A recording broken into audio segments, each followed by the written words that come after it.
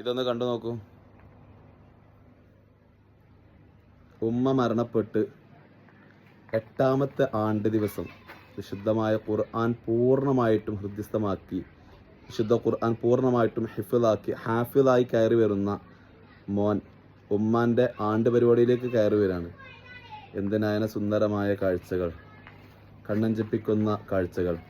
8 വർഷം മുമ്പ് ഉമ്മ മരണപ്പെടുന്ന സമയത്ത് ഉമ്മ ആഗ്രഹിച്ചിട്ടുണ്ടാകുന്ന ഏറ്റവും നല്ലൊരു ആഗ്രഹമാണ് മക്കൾ നന്നാകുക എന്നുള്ളത്. ആ ഉമ്മയുടെ ഖബറിൽ എത്ര സന്തോഷം ഉണ്ടാകും അല്ലേ? വിശുദ്ധമായ ഖുർആൻ മനഃപ്പാഠമാക്കുന്നവർക്ക് ഒരുപാട് ശ്രേഷ്ഠതകളുണ്ട്.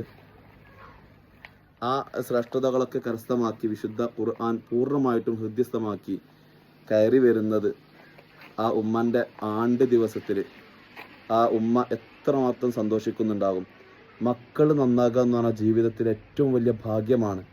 അതും ഒരു ആലിമാവുക, ഒരു ഹാഫിളാവുക എന്നൊക്കെ പറഞ്ഞാൽ ഏറ്റവും വലിയ ഭാഗ്യമാണ്. എന്ത് മനോഹരമായിട്ടുള്ള കാഴ്ചകൾ അല്ലേ? മാഷാ അള്ളാഹ്. അള്ളാഹു തആല ആ ഉമ്മൻ്റെ ഖബർ സ്വർഗ്ഗാക്കി കൊടുക്കട്ടെ. ആ മോനെ ആഖിറത്തിൽ ഉപകരിക്കുന്ന നല്ല മോനാക്കി അള്ളാഹു കബൂലാക്കട്ടെ.